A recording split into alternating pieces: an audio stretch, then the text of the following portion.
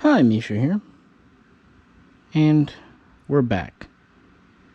And let's talk about Belgium. And specifically, when you think of Belgian firearms, you think of Fabrique Nationale Herstal, FNH. Originally set up in the late 19th century to produce Mausers, it had one of its first truly famous designs in the 1930s with the HI-Power here. Although, of course, it really didn't get its huge acclaim until the 1950s. And immediately after World War II, it produced one of the best self-loading semi-autos, the FN 49 or SAFN. This was traditionally a single shot, or I should say semi-auto only. The reason that they actually had a variant like the Luxembourgian and the Belgian ones that were set up potentially for select fire, but anyway.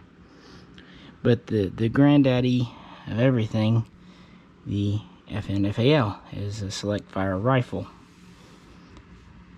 So yeah, good arms designs in the 1950s. The FAL's coming in. The FN 49 is starting to be phased out a bit, but it still has a lot of life left in it.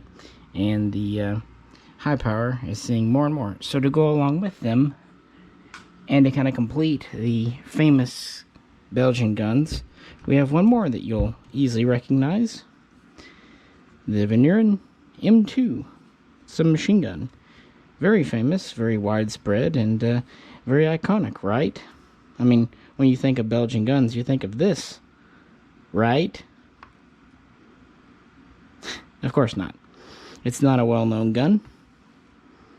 Yet, they would produce nearly 100,000 and use them for decades. And it actually works just fine.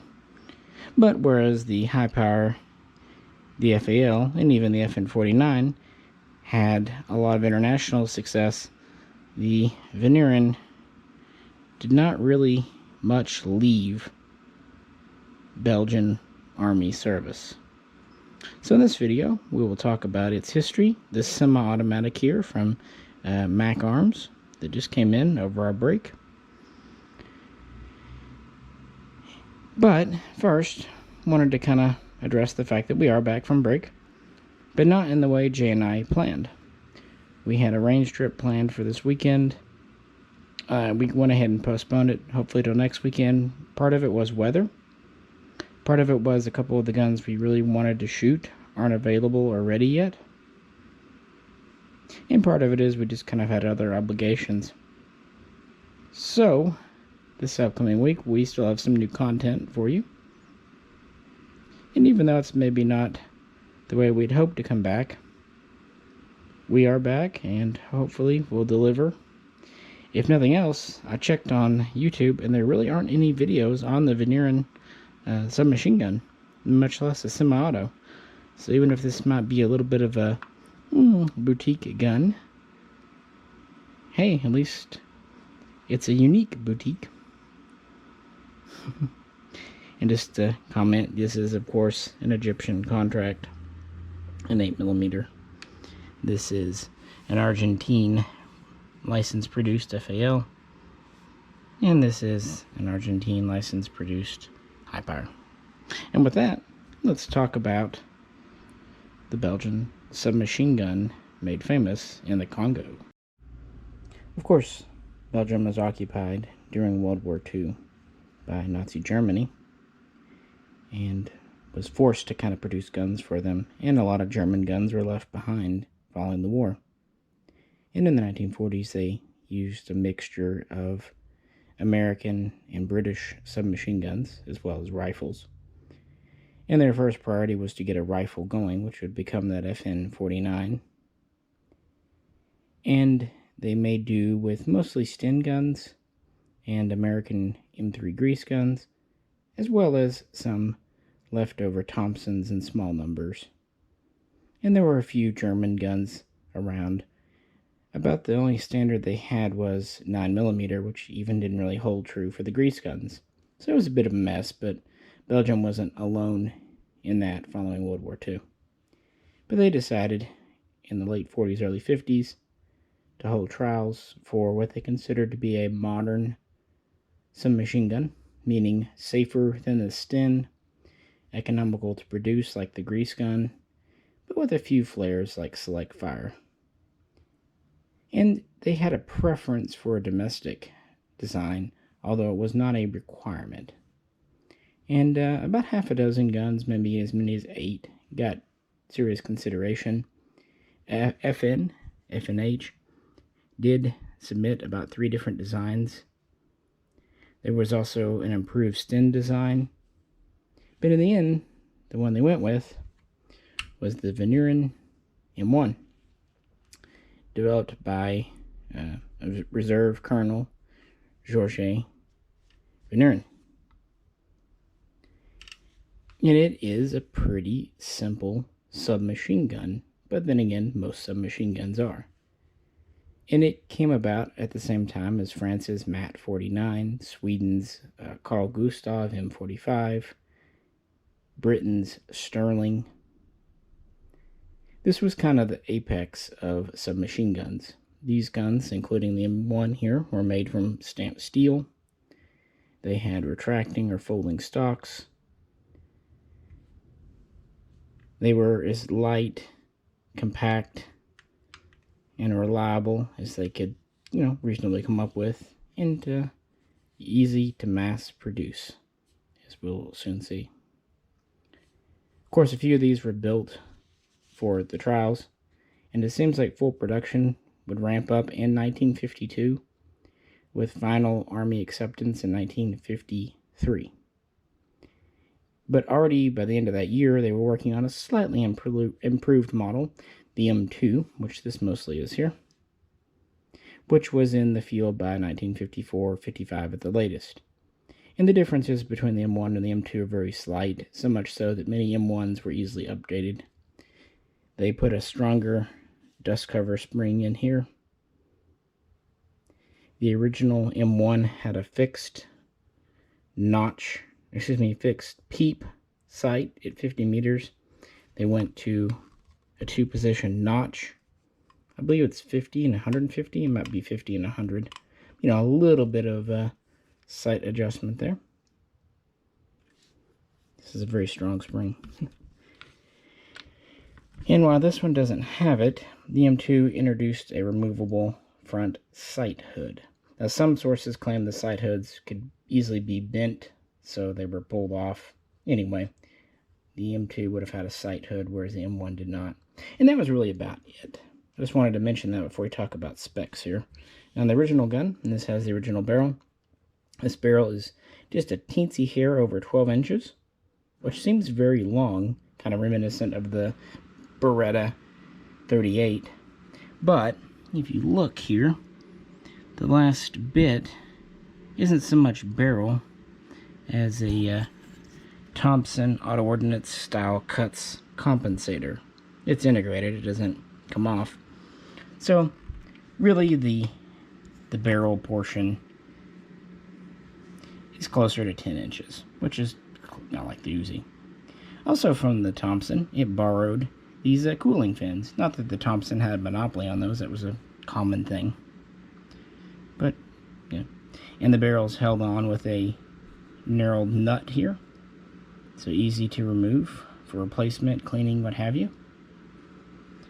We have a very simple tube receiver. We have an early style of plastic lower here with actually a very large grip, at least by the standards of the day, with finger grooves. Again, a little bit inspired by the Thompson, I would say. And we have a grip safety, and this was inspired by the Sten gun.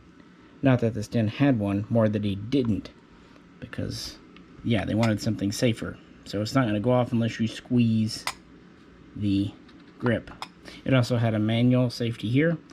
In fact, it was a 3-way selector. Of course, this one's just a dummy. But we had safe, semi, and fully automatic. And even in full auto, it had a pretty tame cyclic rate, of between 600 and 650 rounds per minute, really just depending on how hot your ammunition was. And they did their best to protect it from dirt, much as France did with the MAT 49.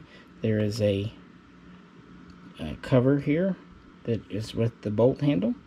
There's also a spring-loaded port cover here that will open automatically when the bolt moves, but it will not close automatically. You have to manually do that. You have standard sling swivels. I put a grease gun sling on here. That would seem appropriate considering they had grease guns, but you know, several slings would use. And you have a pretty standard mag catch here. We'll talk about the mags a little bit more in a minute. And an end cap for disassembly. Oop. And yeah, that's really about it. Not a whole lot else to talk about. So yeah, by 1954, the M2 is in production. They would build a little over 21,000 M1s, and they would build between 60 and 70,000 M2s. And I don't know when production ended, but since they seem to be able to crank these out pretty quickly, I would imagine the 1950s. Now, this was not an F&H design. It was designed and produced by a company I won't even attempt to pronounce. In fact, 3 of them. 3 companies made these throughout its production run. And while some were in famous places like Herstal and Liège, they were not from the kind of mainline companies you would think of.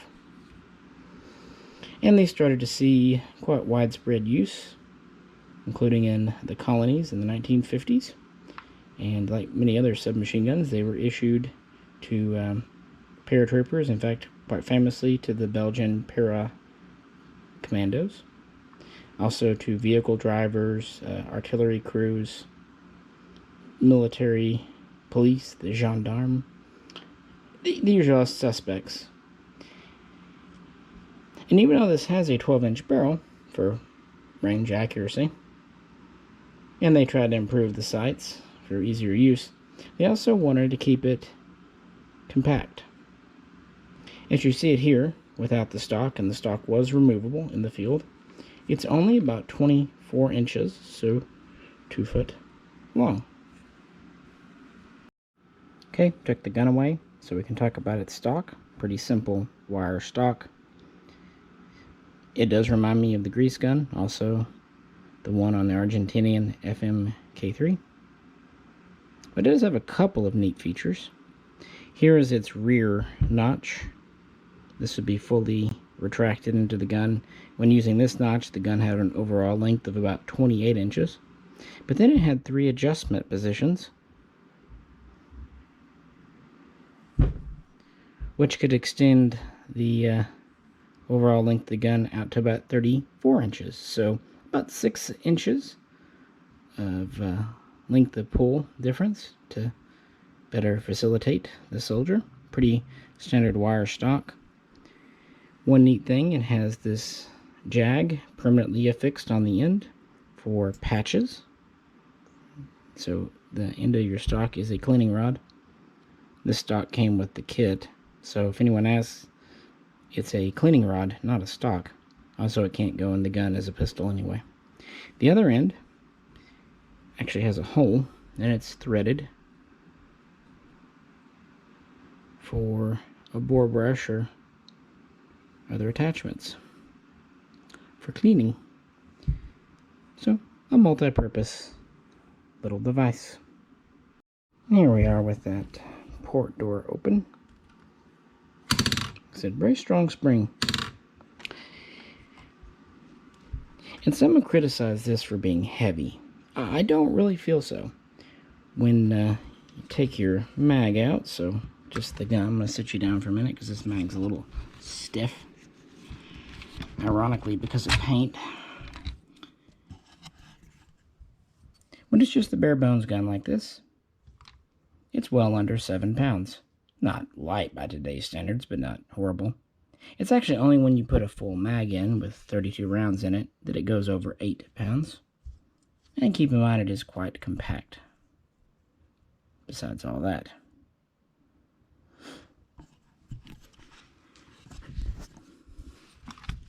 So yeah, we have this side charging handle.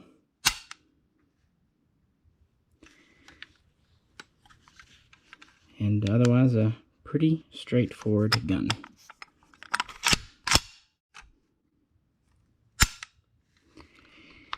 But let's talk about these magazines. Do they look familiar to you? No, not Sten, although they share a common ancestor. Like the Sten mags, they're inspired by the German MP40. Notice the ribs. And like the MP40, they're double stack, but a single feed design. And so really required a mag loader for full use. Now the funny thing is, there's a disagreement over MP40 mags fitting and working in the M2. So let's put that to the test. So here is our Belgian M2 mag. And here is one of my MP40 mags.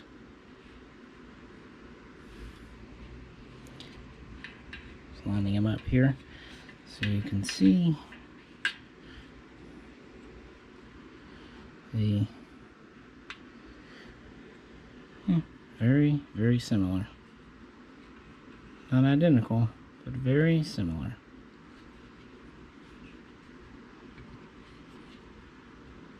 One thing to note, the Vigneron mag seems to be a little bit wider front to back. Maybe done for improved reliability, because that was one of the issues with the MP40 mags. I'm going to sit you down here, probably knock you over. Times like these I wish Jay were around. Let's see if it'll go in the gun.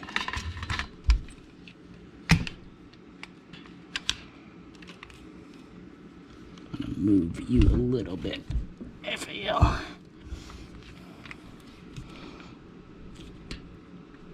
And it did.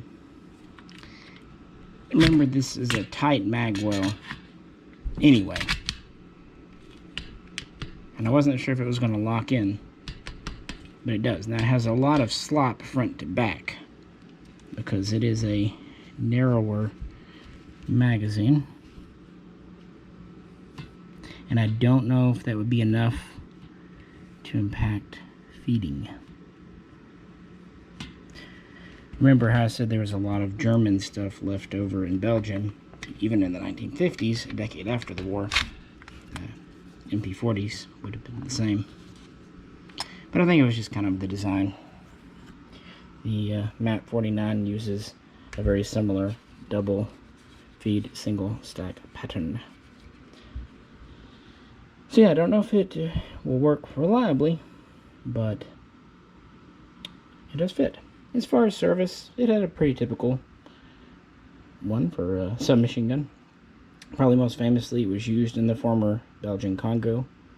Starting in 1964, it was there during the Simba revolt, revolution, rebellion, whatever you. And continued to see use throughout the 70s in Africa. Interestingly, truck drivers there would pull the stock off to make it more into what we'd think of as a PDW. And they would even sometimes cut the barrel down to make a even more compact little gun, almost a pistol. But production was long over by then, and it was a new generation of soldiers. Submachine guns were no longer the hot, fancy thing in the 1970s. And anyway, Belgium was starting to issue the IMI Uzi, made under license by Fabrique Nationale. So this started to replace the Vigneron M2 in service. What soldiers didn't like about it, they weren't crazy, at least some of them, about the grip. There's also concerns about it disassembling itself, which is why sometimes they had things added to keep it from doing that. Which, I don't know if it was ever... Anyway, the thing. There's also the famous notion that you can install the barrel upside down, which you can. It'll probably even still work. Except the gas port would be pointing downwards, so kind of the opposite of a muzzle brake. And it was just a kind of clunky, by the standards of the time, paint over stamped steel submachine gun. And again, production had been over for several years, so there's some of them are starting to wear out. So yeah, they first are replaced by the Uzi, and then in the 1980s, many of these, along with the FAL, start to be replaced by the new FNC in 5.56. Now that said, the Reserve Army still kept some Vignerons around, as did the Gendarmerie, and they would hang on to theirs until the late 80s. And after which, the ones that were still around in good shape were put into storage, just in case. But when the Cold War ended, 1991, they eventually declared these surplus and either destroyed them or sold some off, and many were cut up as parts kits and brought over to the USA. That's how this one came here. Really, the biggest, I guess, official user outside of Belgium would have been Portugal, who adopted it as the M961 submachine gun. And a lot of these were kind of borrowed by different factions in Africa. Others were given them secondhand in the 1970s as Belgium was done with them. So they would kind of proliferate throughout Africa. Interestingly, a number of these showed up in the hands of the IRA in the 1980s. And in the 1990s, several showed up and were used in the Yugoslavian Civil War. So they got around a little bit, but not anything like the good old FAL. But like I said, several came over as parts kits between, 95 and 2015. And many were made into display guns by IMA.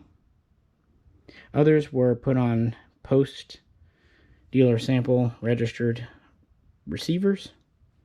And a few like this one here were legally reworked, rebuilt into semi-autos. So let's take a look real quick at how MAKARMS did that.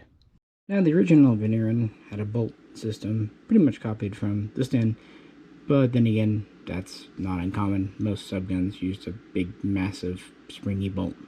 For semi-auto, of course, we have to go to a closed bolt and make a few other changes. Just some are logistic, some are legal. Now, disassembling it, we need to do a few things. It's easier to do with the port door open, and we need to remember to make sure the hammer is back. We do that. Little cotter pin just to hold this in. Take it out. Then we have this pin that holds the end cap on. Comes out under mild spring tension. On the original, that would more unscrew, but because we need a different style of recoil guide here. This is our main rod. Very MK gun moddy. Kind of a alloy buffer in the back to keep over travel. Now the original cocking handle is non-reciprocating, but I guess we'll take the lower off first since it seems to want to come off first. The lower just is held on like on the original. Notice it is hammer fired. They use an AR-15 modified, of course, hammer group, but that's good. It means a potential replacement part is not impossible. It's basically just held on with the end cap and this little lip up here. As I was saying, the original charging handle was non-reciprocating, but because this is a closed bolt, it has to have a floating firing pin. It's actually just screwed to the bolt. Do that. And here's our new closed bolt. We have a spring-loaded firing pin. there's a notch cut out for the recoil. And our big-faced hammer just hits our big-faced frying pan tail. Maybe it's not the most elegant way, but then again, the original gun wasn't super elegant. That's not to say it wasn't a reliable enough and good enough gun, but it was meant to be cheap and easy to produce. And once that's all done, this is pretty much what we are left with here. We have the housing on a tube, and then the barrel can unscrew if you need to go from there.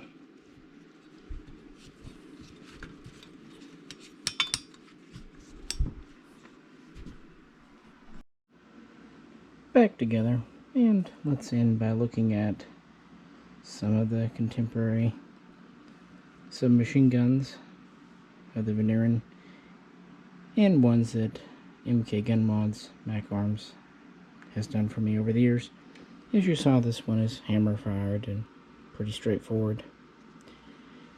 Probably as closest analog would be this MAT 49 here. Of course, it has a much shorter barrel. It too is hammer fired with an AR trigger, and the It too had to go to a reciprocating handle, and it has, of course, its really distinctive fold down magwell foregrip. It uses very similar mags, but they're a little bit thicker, chunkier. This is the Carl Gustav, the Swedish K. It has the display barrel in it right now. This is probably the earliest of these designs, and it's much more of a Sten clone copy, although highly refined. It was able to use its original trigger with a striker mechanism, and for once it doesn't have to have the unscrewable bolt handle because of how it comes out the back, and of course it has the threaded barrel collar and the removable magwell. This takes the same types of mags as the Suomi. It's actually one of my favorites. And then finally, probably the newest, relatively speaking, out of the batch. This is the Argentinian FMK3. It has a very similar grease gun inspired wire stock to the Vigneron. It too had a long barrel, and this one's made into a carbine because it was pretty easy just to stick an extension on. Now this one is truly heavy. People think the Vigneron's heavy, pick up an FMK3. This is striker fired, not hammer, and that means it was able to retain its non-reciprocating cocking handle with the protective door. It also has a very unique recoil system where the spring's in the front and it pulls back, not unlike on the Swiss 550 or Beretta AR-70. And it has a more of an Uzi inspired magwell in the grip. This is definitely one of the biggest, heaviest submachine guns out there, right up there with the Uzi. So yeah, in comparison, this is quite a bit lighter and even svelte. Not really a good place to put your offhand, certainly not on the barrel. I guess you'd use your magwell, or just single-handed.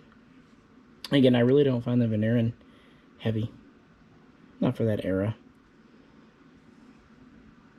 It's neat, and again, it's much less well known than the FN 49, HI-Power, FAL, FNC even.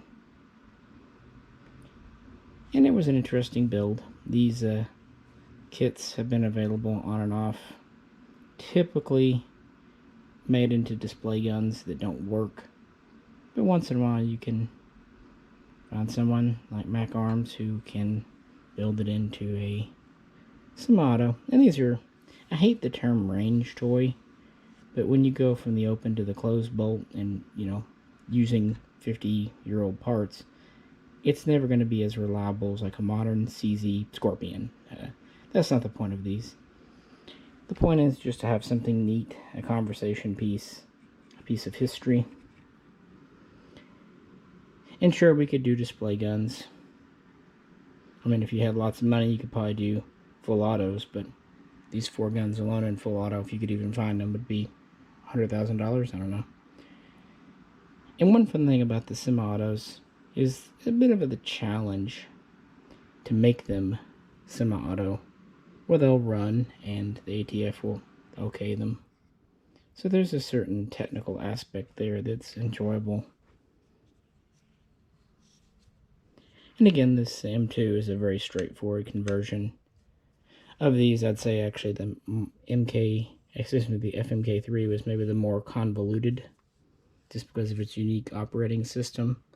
But then again, the Swedish K had a few challenges behind it too, because of how short the tube is. They all do. And we've discussed these in detail in previous videos. But coming back, more of a low-key video than we planned, but hope you enjoyed learning about this subgun and seeing this semi-automatic conversion for whatever it's worth. And hey, if it has black goopy paint, that actually is very much correct and in keeping with what the Belgian army armors usually slapped on it in the 1970s, so you've got that. And these did prove reliable and durable enough in the Congo. Probably the biggest real technical problem was this flappy port door. As you could see, imagine hanging out there several inches, and yeah, I don't know. I'm sure it protected from dust, but it seems like maybe the cost was too high. Of course, you could always remove it, but it was a small little gun. And with that, folks, I'll bid you adieu. If you have any questions, please do post them. And as always, if you could, like, share, and subscribe. And if you'd like to help support the channel, check out our Patreon page. This is Misha, and also on behalf of Jay, we'll both catch you very soon with kind of an interesting, I think, pros and cons video coming up next time. Catch you then.